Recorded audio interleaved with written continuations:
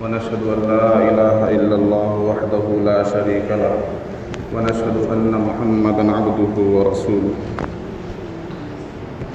وصلى الله تعالى على خير خلقه محمد وآله وأصحابه وسلم. أما بعد، أعوذ بالله من الشيطان الرجيم. بسم الله الرحمن الرحيم.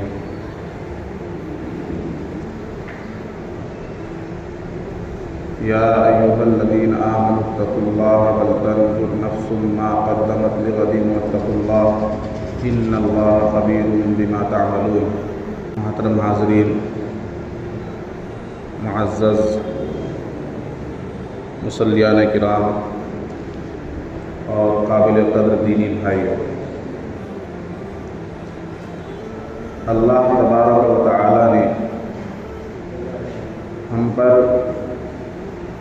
بے پایہ احسان و فضل، کرم اور مہربانی کا معاملہ فرمایا کہ اس نے ہمیں اشرف المخلوقات میں، مسلمان گھرانے میں آخری نبی کی امت میں پیدا فرمایا۔ اس کے لیے اللہ کی جتنی تعریف کی جائے کم ہے، کہیے الحمدللہ۔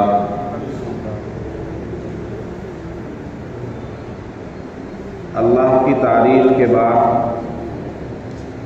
درود و سلام نازل ہو اس کے آخری نبی حضرت محمد صلی اللہ علیہ وسلم پر، کہ جس کی بعثت اور جس کی آمد کی برکت سے ہمیں اور آپ کو اللہ کی معرفت حاصل ہوئی، کہ اگر وہ نبی آخر الزمان اس دنیا میں تشریف نہ لاتے تو ہم اور آپ جہالت، ضلالت اور گمراہیوں کے اندھیروں میں پڑے ہوتے۔ تو ایک مرتبہ کہیے صلی اللہ علیہ وسلم۔ یہ سب سے چھوٹا درود ہے، صلی اللہ علیہ وسلم یا صلی اللہ تعالی علیہ وعلا آلہ وسلم۔ اور جو نماز میں درود شریف پڑھتے ہیں، درود ابراہیمی، اللہم صلی علی محمد وعلی آل محمد کما صلیت علی ابراہیم وعلی آل ابراہیم انک حمید مجید اللہم بارک علی محمد، یہ جو درود ہے یہ نماز میں پوری دنیا کے مسلمان پڑھتے ہیں، یہ سب سے افضل درود ہے۔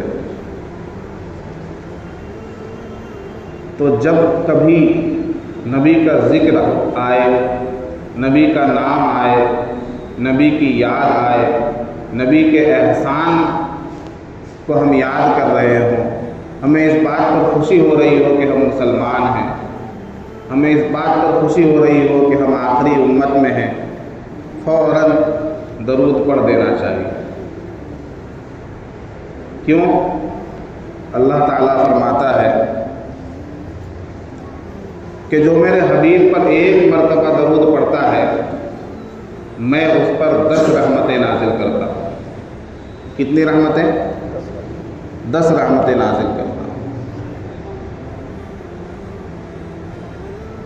اللہ تبارک و تعالی سے نبی پاک صلی اللہ علیہ وسلم پر رحمت نازل کرنے کی درخواست کا نام درود ہے،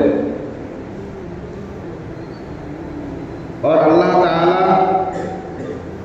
اپنے نبی پر درود بھیجنے کے عوض میں، اس کے بدلے میں اس بندے پر رحمت نازل کرتا ہے جس نے درود بھیجا ہے، اور ایک درود کے بدلے 10 رحمتیں نازل ہوتی ہیں۔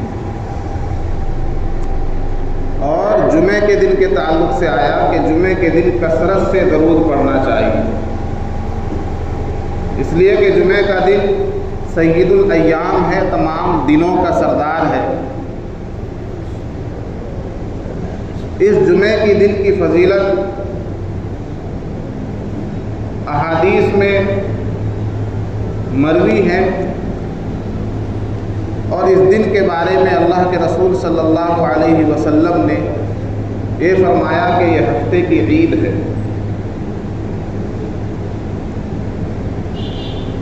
معلوم ہوا کہ جمعے کے دن کیا جانے والا عمل وہ افضل عمل ہوگا، جس طرح دن افضل ہے اس دن میں کیا جانے والا عمل بھی افضل ہے۔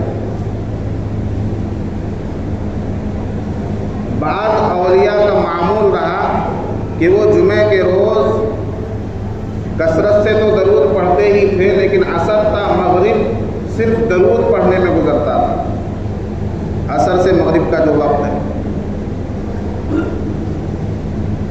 درود پڑھنے سے ایک فائدہ یہ ہوتا ہے کہ آدمی کے دل میں نبی پاک صلی اللہ علیہ وسلم کی سچی عقیدت اور محبت پیدا ہوتی ہے۔ یہ درود پڑھنے کا فائدہ ہے۔ درود پڑھنے کا فائدہ یہ ہوتا ہے کہ آدمی کا دل دنیا کے لالچ سے، دنیا کے خوف سے مطمئن ہو جاتا ہے۔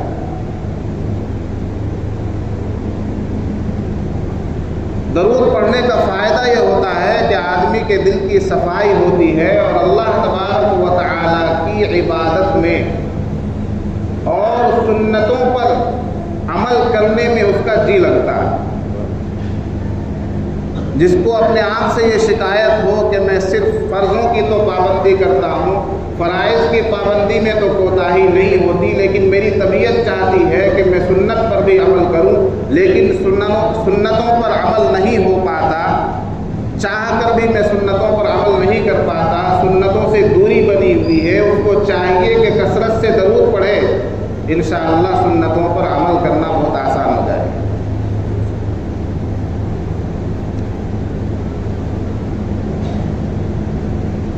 اللہ تبارک و تعالی نے ہمیں جیسا نبی، جیسا رسول عطا کیا، ویسا رسول کسی بھی امت کو اللہ تعالیٰ نے عطا نہیں فرمایا۔ سب سے افضل نبی اور رسول کی امت میں ہیں۔ اس کی موٹی سی دلیل یہ لے لیجیے آپ کہ آج کا مسلمان اور آج کی مسلم دنیا جس قدر خرافات میں، گناہوں میں، بدعقیدگیوں میں، نافرمانیوں میں ملوث ہے، جس قدر اللہ سے دوری ہے، جس قدر اللہ کی نافرمانی ہے، جس قدر قرآن سے دوری ہے، جس قدر احکام شریعت سے دوری ہے، اور کھلے عام دھڑلے سے اللہ کی نافرمانیاں ہو رہی ہیں، یہ حال اگر کسی دوسری امت کا ہوتا، یہ حال اگر کسی دوسرے نبی کی امت کا ہوتا، تو احادیث سے، آثار سے، روایتوں سے، بنی اسرائیل کے واقعات سے، قرآن کے قصص اور واقعات سے یہ پتہ چلتا ہے کہ اگر یہ نافرمانیاں کسی اور نبی کی امت میں پائی جاتی تو ان پر آگ برس گئی ہوتی، پتھروں کی بارش ہو گئی ہوتی، ان کے چہروں کو مسخ کر دیا گیا ہوتا، اور ان پر طوفان اور آندھی کا عذاب آ چکا ہوتا۔ لیکن ہمارا ہزارہ نافرمانیوں کے باوجود، بے شمار اللہ کے احکامات کو چھوڑنے کے باوجود، نماز سے دور ہیں، روزے سے دور ہیں، زکوٰۃ سے دور ہیں، اعمال صالحہ سے دور ہیں، سنتوں سے دور ہیں، فرائض سے دور ہیں،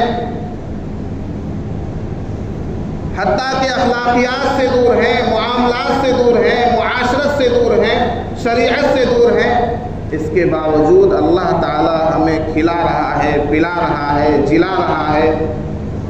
اللہ تعالی کی وہی نوازشات، وہی کرم فرمائیاں، وہی انعامات ہمارے ساتھ ہو رہے ہیں۔ اس کی واحد وجہ یہ ہے کہ ہم اور آپ سب سے لاڈلے نبی، سب سے آخری نبی، سب سے محبوب نبی کی امت میں، اور اللہ کے نبی صلی اللہ علیہ وسلم نے دعا فرمائی تھی، ترمذی کی روایت ہے کہ اے اللہ میری امت پر ہلاک کر دینے والا عذاب نازل نہ فرما۔ اللہ کے رسول کی دعا، 3 دعائیں اللہ کے نبی صلی اللہ علیہ وسلم نے مانگی تھی اس موقع پر، جن میں سے 2 دعائیں قبول ہو گئی۔ ایک دعا یہ کی تھی کہ میری امت میں جھگڑا نہ ہو، لڑائی نہ ہو، اختلاف نہ ہو، یہ دعا نہیں قبول ہوئی، لہذا اختلافات عام ہیں۔ ایک دعا یہ کی تھی کہ اللہ تعالیٰ میری امت پر کوئی ہلاک کرنے والا عذاب، جیسا کہ پہلی امتوں پر وہ عذاب نازل ہوا، ایسا کوئی عذاب، ایسی کوئی سزا، ایسی کوئی پکڑ میری امت میں نہ آ جائے۔ اللہ تبارک و تعالیٰ نے اس دعا کو قبول کیا۔ آپ دیکھیں گے کہ کہیں مسلمانوں کی بہت بڑی آبادی ہو اور زمین پھٹ گئی ہو اور وہ ساری آبادی زمین میں دھس گئی ہو، ایسا نہیں ہوا۔ اکا دکا انفرادی واقعہ ہوتا ہے، یا ایسی جگہوں پر تو عذاب آتا ہے جہاں مسلم اکثریت نہیں ہے، لیکن جہاں مسلمان ہی مسلمان ہو، اللہ کے نام لیوا ہو، نبی پاک صلی اللہ علیہ وسلم کے نام لیوا ہو، ایسی جگہوں پر اللہ تعالیٰ کا یکلخت عذاب نہیں آ جاتا کہ سب کو ہلاک و برباد کر دے۔ میرے دوستو، میں نے جو خطبے میں آیت پڑھی، یا ایھا الذین آمنوا اتقوا اللہ ولتنظر نفس ما قدمت لغد واتقوا اللہ ان اللہ خبیر بما تعملون۔ اے ایمان والو، اللہ سے ڈرو۔ اللہ تعالیٰ کیا فرما رہا ہے؟ اے ایمان والو، اللہ سے ڈرو، تقوی اختیار کرو، پرہیزگار بن جاؤ۔ وَلْتَنْظُرْ نَفْسٌ مَا قَدَّمَتْ لِغَدٍ، اور ہر جان، ہر نفس، ہر ذی روح، ہر مکلف آدمی یہ دیکھے کہ وہ کل آئندہ کے لیے کیا بھیج رہا ہے، اس نے کیا بھیجا کل کے لیے، آنے والے کل کے لیے وہ کیا کر رہا ہے۔ آپ کہیں گے مولوی صاحب، ہم میں سے تو ہر آدمی آنے والے کل کے ہی لیے سب کچھ کر رہا ہے، پیسہ کما رہا ہے، دکان چلا رہا ہے، مزدوری کر رہا ہے، کھیتی کر رہا ہے، نوکری کر رہا ہے، بزنس کر رہا ہے، یہ سب کل کے لیے۔ کہا اچھا جی، بینک بیلنس دیکھ لیجئے، ہمارا چیک کر لیجئے، ہماری پراپرٹی جانچ لیجئے، اور اس سے آگے بڑھ کر ہم نے LIC کا بھی انتظام کر لیا ہے، جیون بیمہ بھی کرا رکھا ہے۔ یہ سب ہم کل کے ہی لیے تو کر رہے ہیں کہ کل ہو کر ہم بیمار نہ پڑ جائیں،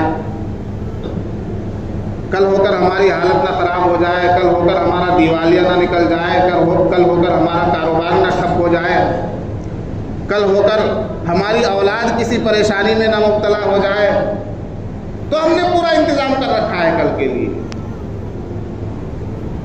میرے دوستو، یہ جو دنیا کا کل ہے، جس کل کا کوئی ٹھکانہ نہیں، اس کل کی کوئی بات نہیں ہو رہی۔ یہ آنے والا کل وہ کل ہے جب آنکھ بند ہو جائے گی، اس کے بعد جو کل آئے گا،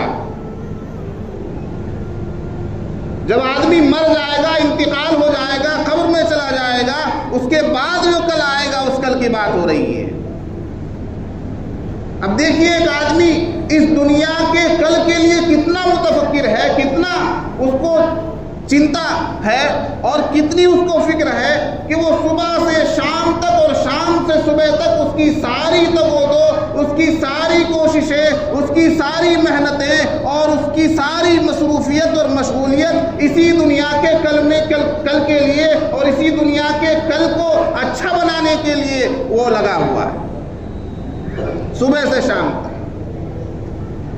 اس نے اپنی زندگی کا معمول بنا لیا ہے، روٹیشن بنا لیا ہے۔ صبح اٹھے گا تو اسے ناشتے کی فکر ہوگی، ناشتے کے بعد کاروبار کی فکر ہوگی، کام میں جانے کی فکر ہوگی، کام میں جائے گا تو دوپہر کے کھانے کی فکر ہوگی، دوپہر کو کھا لے گا تو رات کے کھانے کی فکر ہوگی، جب شام ہو جائے گی تو دن بھر کے حساب کی فکر ہوگی، آج بینک بیلنس میں اضافہ ہوا یا نہیں ہوا، بات کی فکر ہوگی میری فلاں زمین رجسٹری ہوئی یا نہیں ہوئی، اس بات کی فکر ہوگی میرے گھر کا کام مکمل ہوا یا نہیں ہوا، اس بات کی فکر ہوگی میرے 4 کمرے تھے 5واں کمرہ مجھے بنانا ہے، اس بات کی فکر ہوگی۔ اس کی کل مصروفیت، کل مشغولیت، ساری انرجی اسی دنیا کے کل کے لیے لگ رہی ہے۔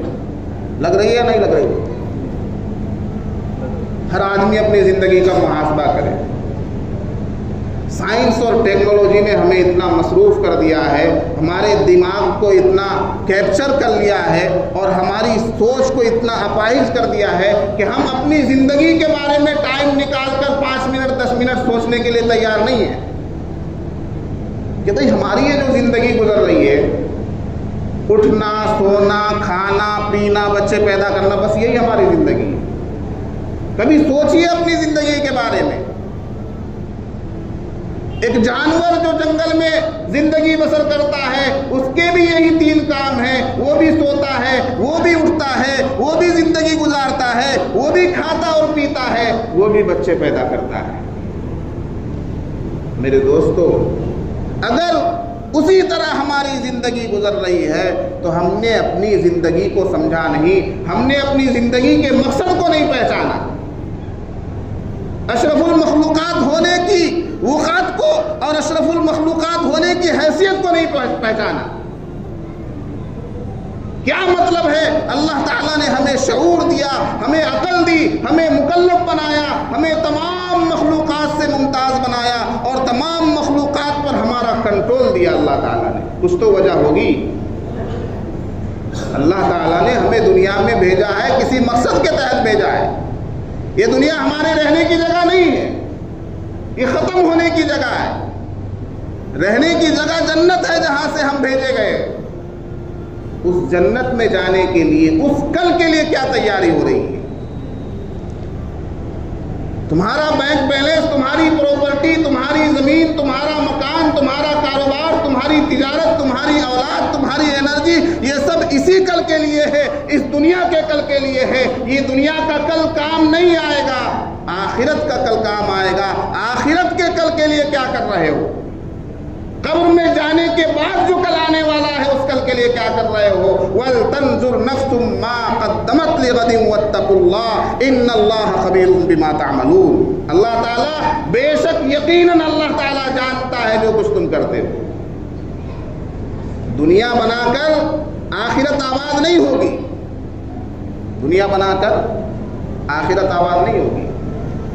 اللہ تعالیٰ نے دنیا بنانے سے نہیں روکا، دنیا سجانے سے نہیں روکا، دنیا میں ترقی کرنے سے نہیں روکا، لیکن صرف دنیا کے بارے میں سوچا جائے، صرف دنیا کی ترقی کو اپنا لائحہ عمل بنا لیا جائے، اپنا مقصد بنا لیا جائے، اپنا منشور بنا لیا جائے، یہ فطرت کے خلاف ہے، یہ مقصد کے خلاف ہے، یہ اللہ کے قانون کے خلاف ہے۔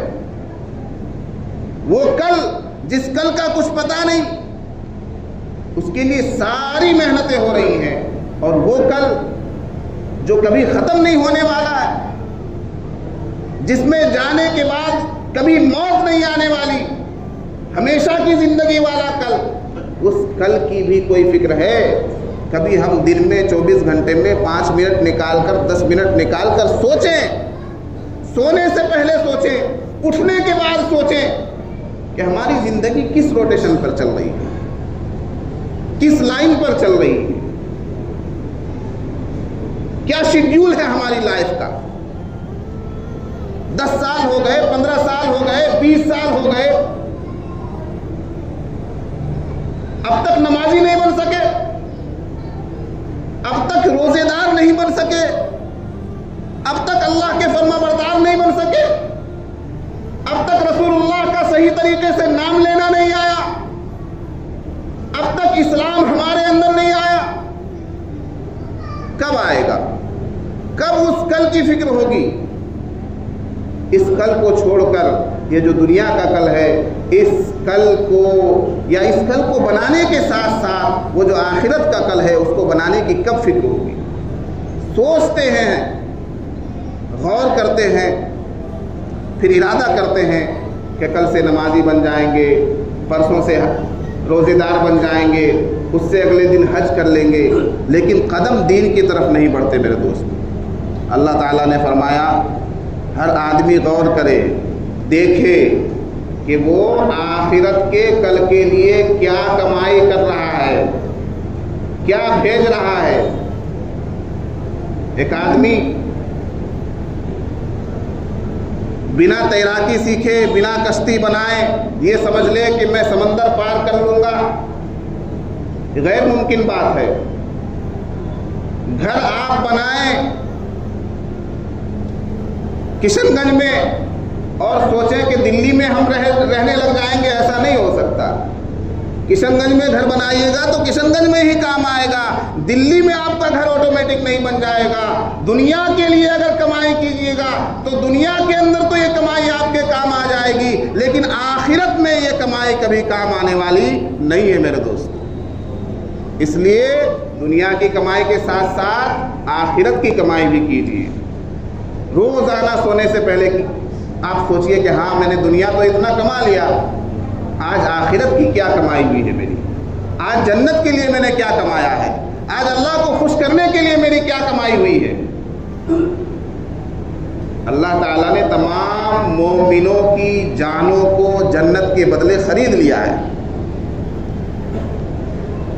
اور ہم جنت کے لیے کیا کر رہے ہیں؟ اللہ تعالیٰ نے خرید لیا ہے اور ہم کیا کر رہے ہیں؟ کچھ بھی نہیں کر رہے ہیں، صرف دنیا کے پیچھے لگے ہوئے ہیں میرے دوستو۔ اللہ تعالیٰ ہمیں سوچنے سمجھنے کی اور دنیا کے ساتھ ساتھ آخرت کی تیاری کرنے کی بھی توفیق عطا فرمائے، ہمیں دیندار بنائے، دین کے راستے پر چلائے، اسلام کو صحیح طور پر اپنی زندگی میں لانے کی اور صحیح مسلمان بن کر زندگی گزارنے کی اللہ تعالی ہمیں توفیق عطا فرمائے، ہمارے معاملات اچھے ہو جائیں، ہماری معاشرت اچھی ہو جائے، ہمارا رہن سہن اچھا ہو جائے، یہی اسلام کا تقاضا ہے۔ اللہ تعالی عمل کی توفیق میں رحمت فرمائے۔ وآخر دعوانا ان الحمد للہ رب العالمین۔ جو سنتوں سے رہ گئے ہیں سنتوں سے فارغ ہو جائیں۔